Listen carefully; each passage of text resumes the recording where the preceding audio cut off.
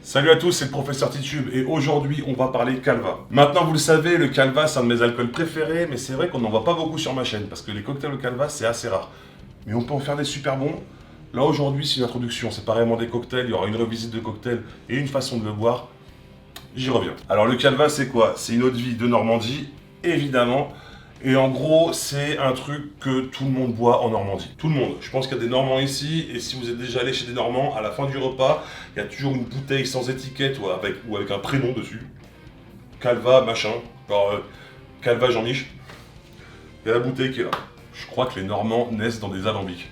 Alors, si on n'est pas normand pour obtenir ces bouteilles, c'est très dur. Les Normands, ils sont prêts au corps à corps pour les garder. Pas de panique, on peut en trouver dans le commerce. Alors celui-ci, c'est un Calva de grande distribution fait avec de la pomme de à cidre. Alors, la confection du Calva, en général, c'est de la pomme à cidre, mais c'est pas une variété de pommes. Les mecs qui font ça, ils sélectionnent des pommes acides, des pommes douces, tout ça. Et ça, personne donnera sa recette vraiment. Mais ça peut être aussi avec de la poire à poirer. Moi j'adore, par exemple, le Calva d'Onfronté. Il y a plus de la majorité, c'est de la poire à poirer dans leur calva et c'est excellent. Donc voilà, enfin, le calva d'Enfonté, c'est une AOC à part, il y a 3 AOC dans le calva. Si vous voulez que je fasse une vidéo vraiment sur cet alcool, on en fera une. Mais ça serait bien que je la fasse en Normandie du coup. Aujourd'hui, je vais juste vous montrer 2 façons très simples de boire du calva. Alors qu'on soit clair, faites pas ça avec les bouteilles que vous trouvez dans la cave à papy, faites ça avec un calva de grande distribution. Bon, sûrement que les cocktails seront meilleurs avec un bon calva, mais est-ce que ça vaut le coup? Je pense pas. Gardez-le pour le Dijon. Déjà, vu comment les gens sont avec le calva, le fait que je vais le couper, ça va faire du mal aux gens et ça va se ressentir dans les commentaires, je pense. Et pourtant, il va falloir expliquer aux puristes que la mixologie est en train de sauver beaucoup d'alcool en France. Bon, après, j'ai dit mixologie et juste après, je vais faire un simple calva tonique. C'est parti. Alors aujourd'hui, voilà, c'est 2 façons très simples de boire le calva. Sachez que les Anglais adorent les cocktails au calva, on en trouve beaucoup. Nous, en fait, c'est voilà, on fait trop les puristes. Pour nous, c'est de l'hérésie, mais c'est super bon. Là, aujourd'hui, c'est une introduction. On va faire 2 trucs très simples. On va commencer par le calva tonique, c'est un truc que j'adore boire. Moi, je fais ça avec un calva de grande distribution pour pas heurter les Normands. Mais même de toute façon, le bon calva, je préfère le faire. Le bon calva, je préfère le garder en digestif, qu'on se le dise. On va remplir un verre à ginto. 2 tiers de glaçons, allez un de plus. Il faut beaucoup de glaçons. Et on va refroidir le verre. Si vous n'avez pas de verre à ginto, faites ça dans un tumbler, les verres longs, un verre à long drink. Un verre à long drink, ça suffit.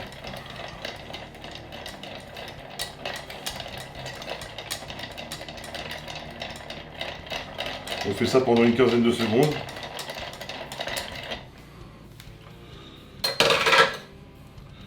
Alors peut-être que la glace a rendu un peu d'eau du coup, donc on sèche les glaçons. Voilà, on vire l'excédent d'eau. On va pas couper ça quand même, sachant que c'est déjà un long drink avec du tonique et tout. Voilà. Et moi, alors dans la recette initiale, on fait pas ça. Mais je presse un tout petit peu de citron sur mes glaçons, j'adore ça. Un tout petit peu de citron vert. Je précise vert. Ça marche avec le jaune, mais moi j'adore l'acidité du citron vert avec la pomme. Et on envoie 50 ml, donc 5 centilitres de calva.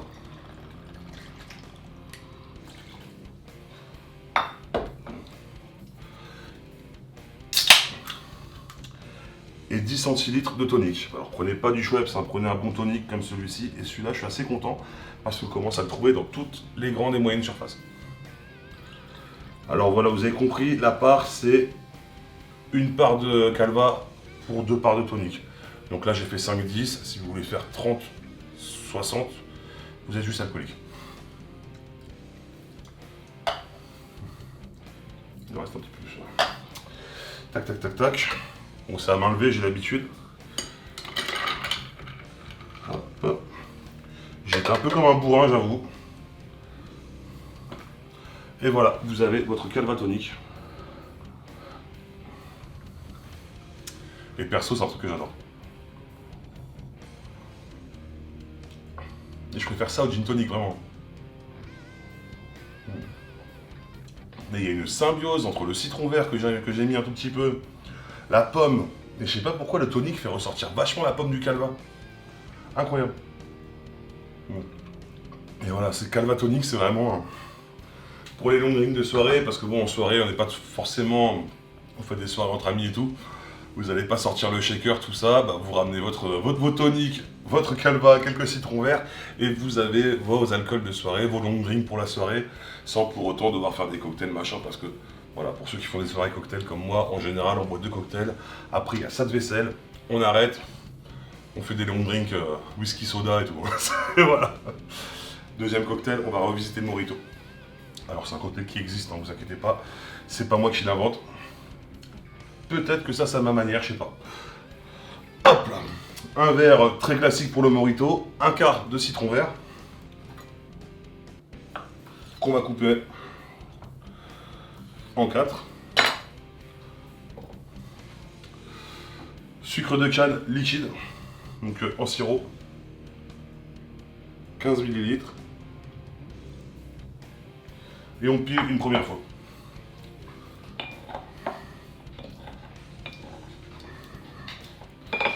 Alors il y a 2 écoles pour la menthe. Moi je prends une dizaine de feuilles que je prends dans ma main et que je vais taper pour libérer les arômes et plonger. Et là je vais juste un tout petit peu appuyer, mais arrêtez de vouloir déchiqueter vos feuilles de menthe. Déjà ça va se coincer dans votre paille, c'est... Et ensuite, calva. Alors là, moi personnellement j'aime bien mettre 60 ml. Mettez entre 40 et 60.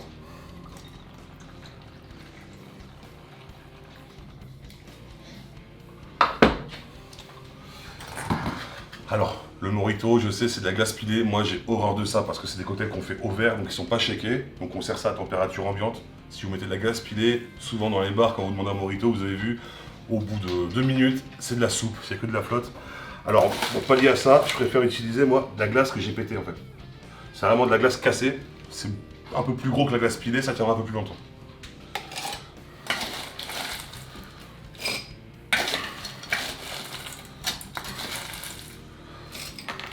Alors, si vous préférez la glace pilée, à la limite, faites comme moi. Et à la fin, vous rajoutez un petit topping de glace pilée. Moi, j'avais la flemme. Clairement, j'avais la flemme. On fait notre petit mélange. Très classique du Mojito, quoi. Et pour le topping, déjà on rajoute un petit peu de glace. Et pour le topping, je n'aime pas trop utiliser d'eau gazeuse alors qu'on peut faire avec beaucoup mieux.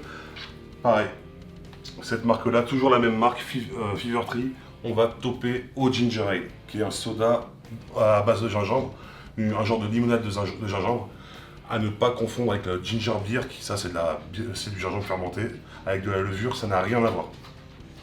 Donc, si vous n'en trouvez pas, Canada Dry est un ginger ale.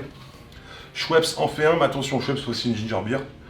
Fever Tree aussi en fait les deux, attention, choisissez bien du ginger ale. Hop.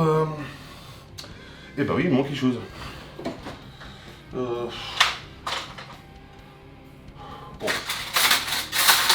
On n'a pas le temps.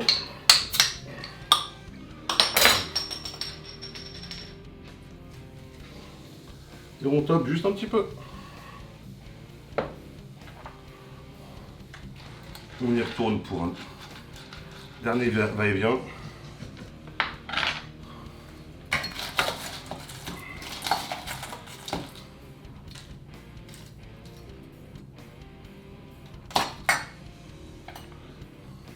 Un petit brin de menthe.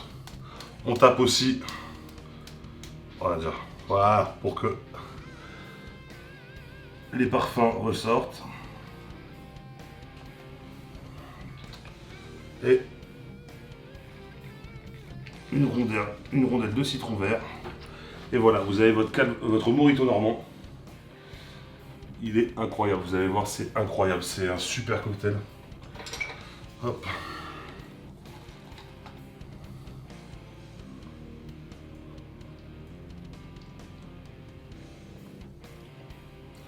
C'est tellement meilleur que le Mojito, ça a tellement plus de goût. Arrêtez de boire des C'est un message de l'association des barman anti-morito. De toute façon, moi mes moritos, je les bois soit comme ça avec du calva, donc pas avec du rhum, et quand je fais un morito avec du rhum, à la place du sirop de sucre ou du sucre, je mets du sirop de poire. Ça va tellement meilleur, c'est tellement meilleur avec la menthe. C'est incroyable. J'espère que ça vous a plu, vous n'avez pas crié à l'hérésie. Alors je rappelle que c'est pas à faire avec des calvados de daron. Vous pouvez trouver un bon calvados pour une vingtaine d'euros en grande surface. Celui-ci m'a coûté 17 euros, mais c'est à 50 centilitres et il est quand même pas mal. Et je l'ai trouvé chez Carrefour. De toute façon, si vous utilisez un bête de calva pour ça, même moi je vous insulte, je pense. Si vous avez kiffé la vidéo, dites-le moi dans les commentaires, mettez un pouce vers le haut. Ce pouce vers le haut, il est très important parce que là, je suis en chute libre. Je sais pas ce qui se passe, depuis un mois, je suis, je sais pas, YouTube me bolosse vraiment. Donc faites-le savoir, voilà. Faites péter l'algorithme, commentaire, pouce vers le haut, abonnez-vous si ce n'est pas déjà fait. N'oubliez pas que l'abus d'alcool est dangereux pour la santé. Consommez-le avec modération, même si parfois c'est difficile. Privilégiez une bonne consommation plutôt qu'une consommation massive.